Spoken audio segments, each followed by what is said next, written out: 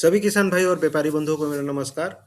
आज है 28 जनवरी। आप देख रहे हैं कमोडिटी समीक्षा, आपका अपना चैनल। चर्चा करेंगे डिफरेंट एग्री कमोडिटीज के ट्रेड पे और जिस हिसाब से भी मार्केट में मूवमेंट हो रहा है। काफ़ी सारी प्रॉफिट बुकिंग आती हुई हमने देखी थी, स्पेशली अगर आप मसाला सेगमेंट में देखेंगे, चाहे वो धनिया हो, चाहे वो जीरा हो, चाहे वो हल्दी हो, मार्केट थोड़े से रेड निशान में ट्रेड करते हुए दिखा है। लगातार गिरावट का दौर जारी है मसालों में। देखेंगे अभी क्या करना चाहिए स्पेशली हल्दी में, और जिस हिसाब से कल हमने देखा था 17,000 का लेवल हल्दी फ्यूचर्स में आते हुए दिखा था। वही अगर आप धनिया की भी बात करेंगे तो धनिया भी मार्केट रेड निशान में आते हुए दिखा था। अच्छी खासी गिरावट धनिया में लगातार बनी हुई है, वही हाल जीरा में भी है। अदर कमोडिटी में अगर देखेंगे तो ग्वार सेगमेंट अगर देखें तो ग्वार स्टेबल नहीं हो पा रहा है। पिछले 3 हफ्तों से लगातार थोड़ी थोड़ी थोड़ी थोड़ी करके गिरावट ग्वार में लगातार बनी हुई है। रेड निशान में ग्वार अभी भी ट्रेड कर रहा है। वहीं अगर आप दलहन में देखेंगे तो चना में एक अच्छी खासी तेजी जो अनुमानित थी, मैंने अनुमान लगाया था कि चना में तेजी आ सकती है और चना हमने चढ़ते हुए देखा। वहीं सोयाबीन देखेंगे तो सोयाबीन रुकने का नाम नहीं ले रहा है और सोयाबीन कल इंदौर मार्केट में 57 के ऊपर ट्रेड करते हुए दिखा था। तो क्या रह सकता है आज का रुझान एग्री कमोडिटीज में? आप लास्ट तक आप जुड़े रहेंगे, देखेंगे, इसी के ऊपर ये वीडियो है। और आगे बढ़ने से पहले एक छोटा सा डिस्क्लेमर रहेगा मेरे साइड से कि ये वीडियो टोटली एजुकेशनल पर्पज के लिए है। वायदा बाजार में अगर आप ट्रेड करते हैं, बुद्धि विवेक से करें। वायदा बाजार में ट्रेड करना काफ़ी ज़्यादा जोखिम भरा हो सकता है।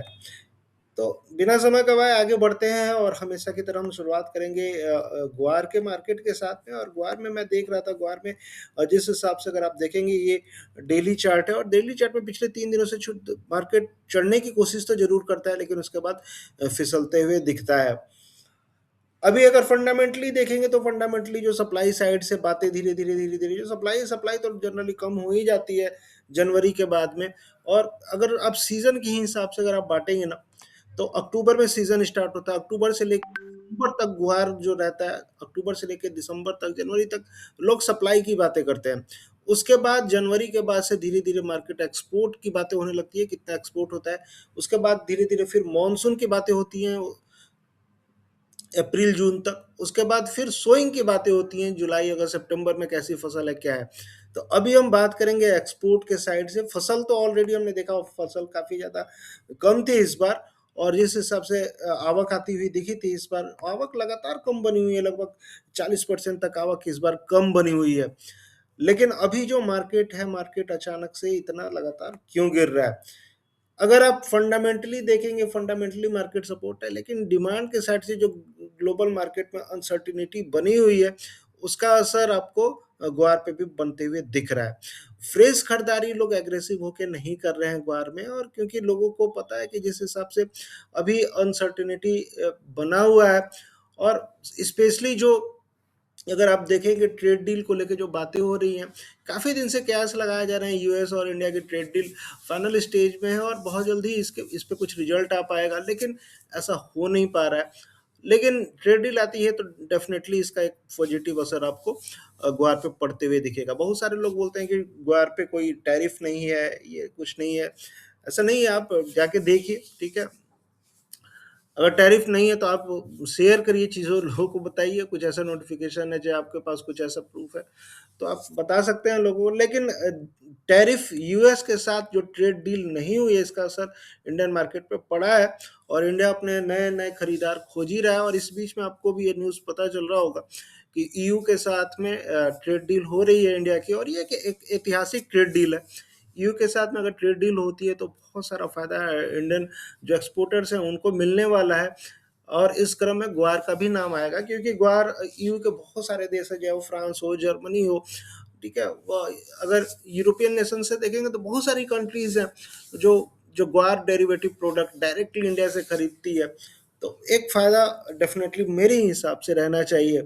तो फंडामेंटली डिमांड साइड से धीरे धीरे अगर इस बीच में अगर ये भी न्यूज़ आती है, क्योंकि ऑलरेडी हम देख रहे हैं कि लगातार मोदी जी की प्रशंसा हो रही है और ट्रंप ने इच्छा जताई है इंडिया के साथ ट्रेड डील साइन करने की बहुत जल्दी।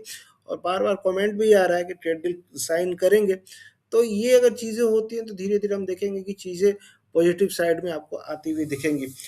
ये तो रही फंडामेंटली बात, लेकिन टेक्निकल के हिसाब से क्या करना चाहिए? अगर टेक्निकल के हिसाब से देखेंगे तो अभी भी ग्वार में जो 5850 का जो लेवल है, चाहे 5950 का लेवल है, ये जो ज़ोन है जनरली 5800 से लेके और ये 5900 के बीच का ये जो ज़ोन है, एक तरह से रेजिस्टेंस का अच्छा खासा काम कर रहा है।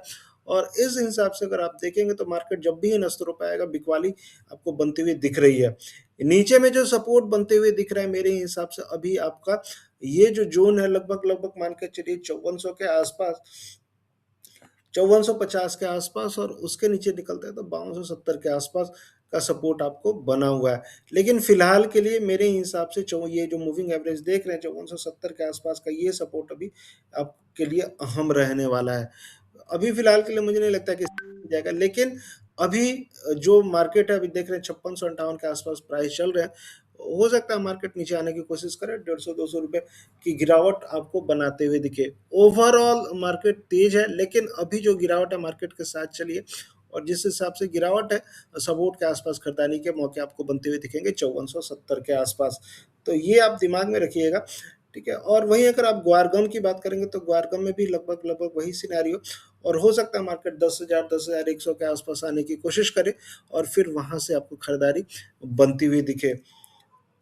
जोधपुर मार्केट की बात करेंगे तो जोधपुर मार्केट में लगातार गिरावट का दौर जारी है, और जोधपुर मार्केट में भी अगर आप देखेंगे तो 56 से 81 के आसपास जोधपुर मार्केट सीट का चल रहा था, और गम की बात करेंगे तो 10,652 के आसपास। तो मेरे कहने का मतलब बस वही है कि ओवरऑल मार्केट तेज है, लेकिन जो खरीदारी के मौके आपको थोड़ा सा संभल के निचले स्तरों से खरीदारी करनी चाहिए। और इस बीच में जो ट्रेड डील होगी उसके ऊपर पूरी नज़र आपकी रहेगी ही रहेगी। तो देखते हैं क्या रहता है। अब बात कर लेते हैं फटाफट मसालों के साइड में, और मसालों में स्पेशली अगर हल्दी की बात करेंगे तो हल्दी में जो गिरावट है, लगातार गिरावट बढ़ रही है। और स्पेशली देखेंगे ये जो टाइम रहता है, हार्वेस्टिंग का टाइम रहता है, और जो निजामाबाद में जो फसल आ रही है, आंध्र प्रदेश में फसल आ रही है, कहीं ना कहीं अगर आप देखेंगे कंपेयर करेंगे तो पिछले साल के कंपेयर में थोड़ी सी लगभग बराबर या तो उससे ज़्यादा ही आ रही है। उसका असर आपको प्राइस पे देखने के लिए मिल रहा है। एक सेंटिमेंट रहता है, नई फसल आ रही है तो थोड़ा प्रॉफिट बुक करिए, ये सारी चीज़ें रहती हैं, और इसके चलते हम देख रहे हैं कि गिरावट अभी जारी है। इस बीच में एक न्यूज़ आ रहा है मिडिल ईस्ट में टेंशन को लेके, जिस हिसाब से ईरान के आसपास अपने युद्धपोत तैयार किए हुए हैं यूएस ने, और हमें एक सेंटिमेंट रहता है क्योंकि मिडिल ईस्ट से काफ़ी ज़्यादा डिमांड मसालों की रहती है, उसका भी असर आपको मसालों के सेगमेंट पे पड़ते हुए दिख रहा है। और मसालों में जो गिरावट है उसका ये भी कारण उसका हो सकता है। इसके अलावा अगर आप देखेंगे जो पड़ोसी मुल्क हैं आपके, बांग्लादेश से भी जिस हिसाब से टेंशन अभी हाल फिलहाल के महीनों में, हफ्तों में बरकरार हुआ है और तेज हुआ है, उसका भी असर आपको बनते हुए दिख रहा है। खरीदारी थोड़ी सी बांग्लादेश से कम होती हुई दिखी है। तो मोटा-मोटी तौर पे गिरावट है, और ये गिरावट अगर आप देखेंगे तो हो सकता है मार्केट आपको 16,800 तक जाते हुए दिखे, और उसके नीचे अगर देखेंगे तो 16,300, 16,400 तक भी जाते हुए दिखे। लेकिन मोटा-मोटी तौर पे अगर आप देखेंगे तो सपोर्ट जो है वो 16,400 के आसपास बना हुआ है। इन ज़ोन में, इस स्तरों पे 16,400 के आसपास आपको हल्दी में खरीदारी के मौके बनते हुए दिखेंगे। बहुत ज़्यादा गिरावट हल्दी में भी नहीं रहेगी, क्योंकि आपको भी पता है कि महाराष्ट्र में इस बार फसल काफ़ी ज़्यादा कम है, और इसका असर आपको बनते हुए दिखेगा। जो भी गिरावट होगी आपको खरीदारी के मौके बनते हुए दिखेंगे। घरेलू डिमांड जो है, स्पेशली अगर मसालों की बात करें, घरेलू डिमांड आगे चल के आप देखेंगे रमजान की खरीद, घरेलू बाइंग स्टार्ट हो जाएगी अभी कुछ दिनों में, और उसके साथ साथ शादियों का सीज़न भी इंडिया में स्टार्ट होगा। फिर त्योहारी अपने इंडिया में भी कई सारे फेस्टिवल, होली जैसे हुआ, ये सारी चीज़ें अभी आएगी, निकल के आएंगी। इसके लिए भी खरीदारी आपको स्टार्ट होगी, तो निचले स्तरों से आपको खरीदारी बनती हुई दिखेगी। जो सपोर्ट मैंने बताया आपको 16,800, और उसके नीचे 16,400 के आसपास सपोर्ट है। और यहाँ से मार्केट निकलता है तो फिर से आपको 18,400 से लेके 19,000 तक जाने की कोशिश करेगा। तो ये रणनीति आपको हल्दी में रखनी चाहिए। वहीं अगर आप जीरा की बात करेंगे तो जीरा में कल ट्रेंड लाइन सपोर्ट लेते हुए दिखा था मार्केट 23,700 के आसपास, और यही आज का यही सपोर्ट भी बना हुआ है। अगर मान लीजिए मार्केट ये लेवल नहीं तोड़ता है तो फिर से जीरा ऊपर जाने की कोशिश करेगा। ओवरऑल जीरा में सप्लाई इस बार काफ़ी ज़्यादा टाइट है, उसका असर आपको मार्केट में पड़ते हुए दिख रहा है। फ्रेश खरीदारी मुझे लगता है कि 23,700, 23,600 का सपोर्ट मान के, असल मान के, जो भी है, खरीदारी के मौके आपको जीरा में बने हुए हैं, और जीरा में खरीदारी करके चलना चाहिए। अगर 23,700, 23,600 का लेवल तोड़ता है तो फिर निकल जाइए, ठीक है। फिर वेट करेंगे फ्रेश खरीदारी का, लेकिन एक रिस्क तो इन स्तरों पे आपको लेना चाहिए। ओवरऑल जिस हिसाब से अभी सेंटीमेंट है, मुझे लगता है यहाँ से लगभग 1,500 से 2,000 रुपये ये भी जीरा में बाकी है, न्यू क्रॉप स्टार्ट होने से पहले पहले, और वो तेजी अभी आपको आती हुई दिख सकती है। लेकिन वही है, 23,700 में फिर से बोल रहा हूँ, 23,700 23,600 के नीचे अगर मार्केट निकलता है तो बुद्धिमानी यही रहेगी कि निकल जाए बाइंग से, और फिर से थोड़ा सा वेट करें, फिर निचले स्तरों से खरीदारी के मौके खोजें। धनिया की बात करेंगे तो धनिया में अगर आप देखेंगे, कोटा मार्केट लगातार गिरते हुए दिखा है। 10,800 के आसपास कोटा मार्केट ट्रेड कर रहा था धनिया का, और 10,855 के आसपास, और काफ़ी ज़्यादा ओवरबॉट में बना हुआ है लगातार मार्केट। उसके चलते हम देख रहे हैं कि धनिया में लगातार प्रॉफिट बुकिंग आती हुई आपको दिखी है। प्राइस के हिसाब से अगर आप देखेंगे तो जो स्पॉट प्राइस है और फ्यूचर्स प्राइस है, डिफरेंस काफ़ी ज़्यादा बना हुआ है, उसके चलते फ्यूचर्स प्राइस नीचे आने की कोशिश कर रहे हैं। अभी जो संभावना है, मुझे लगता है धनिया में मार्केट 11,000 के नीचे धनिया फ्यूचर्स जाते हुए दिख सकता है, और 10,800 से लेकर 10,500 तक के लेवल आपको दिखा सकता है। तो धनिया में अभी एग्रेसिव खरीदारी अभी इन स्तरों पे आपको नहीं करनी है, थोड़ा सा वेट करना है। हो सकता है मार्केट आपको और नीचे आपको लेके जाए, लगभग 10,500 तक मार्केट आपका धनिया का आते हुए दिख सकता है।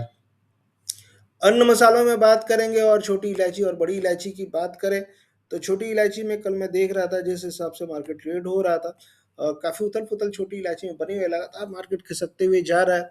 और ये जो मैं बता रहा था कारण मिडिल ईस्ट वाला, ये भी कारण हो सकता है, क्योंकि बहुत सारे मसाले जो है आपके मिडिल ईस्ट में जाते हैं। लेकिन एक चीज़ मैं आपको बताऊँ, जो घरेलू डिमांड है इलायची की, वो अभी आनी बाकी है, और घरेलू बाइंग आपको होते हुए दिखेगी। काफ़ी उछले स्तरों पे थोड़े से लोग वेट एंड वॉच में हैं, लेकिन जिस हिसाब से ग्लोबल मार्केट में एक्सपोर्ट को लेकर दिक्कतें हैं, स्पेशली ग्वाटेमाला की फसल कमज़ोर है, उसका असर आपको इंडियन मार्केट में बहुत जल्दी देखने के लिए मिलेगा। अगर आप सीजनैलिटी उठा के देखेंगे तो जनरली जनवरी में होता क्या है कि जब 15 जनवरी के बाद थोड़ा-सा मार्केट रुकता है, 15 जनवरी से लेके, तो अभी जनवरी बीतने को आया और फरवरी आया, और फरवरी में जनरली बाइंग निकल के आ जाती है। तो मुझे लगता है कि बहुत जल्दी बाइंग आपको निकल के आएगी, छोटी इलायची हो चाहे बड़ी इलायची हो। अराइवल्स धीरे-धीरे छोटी इलायची के भी कम होते हुए दिखे हैं, और उसका असर आपको बनते हुए दिखेगा।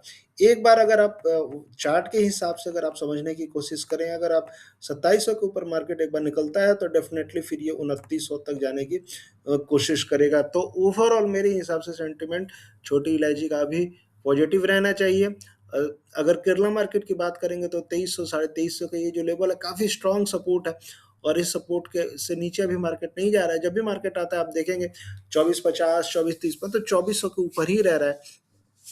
तो कहने का मतलब यही है कि मोटा-मोटी तौर पे सपोर्ट के आसपास घूम रहा है मार्केट, और रिकवरी इसमें छोटी इलायची में बहुत जल्दी आपको आते हुए दिख सकती है।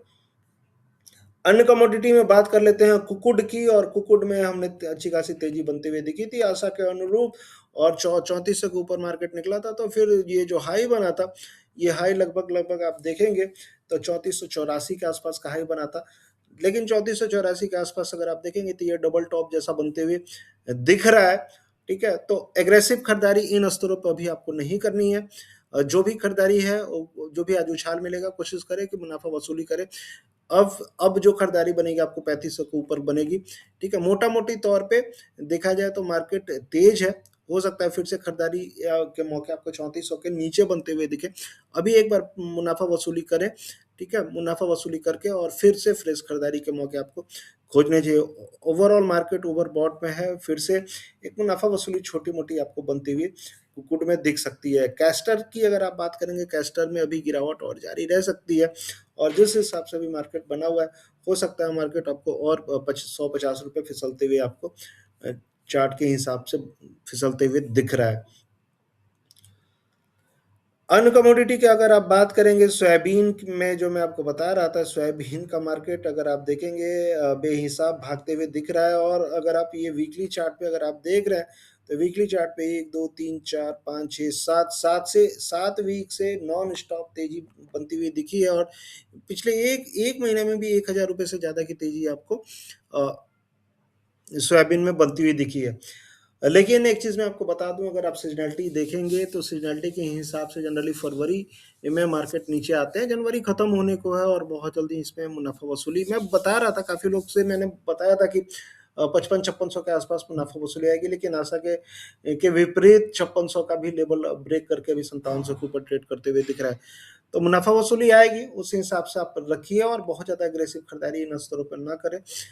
नीचे में फिर से हो सकता है मार्केट 5100-5200 के लेवल आपको फिर से मिल जाए, फिर से खरीदारी के, लेकिन इन स्तरों पे फ्रेश खरीदारी नहीं करनी चाहिए। मुनाफा वसूली आपको करके सोयाबीन के मार्केट में चलनी चाहिए।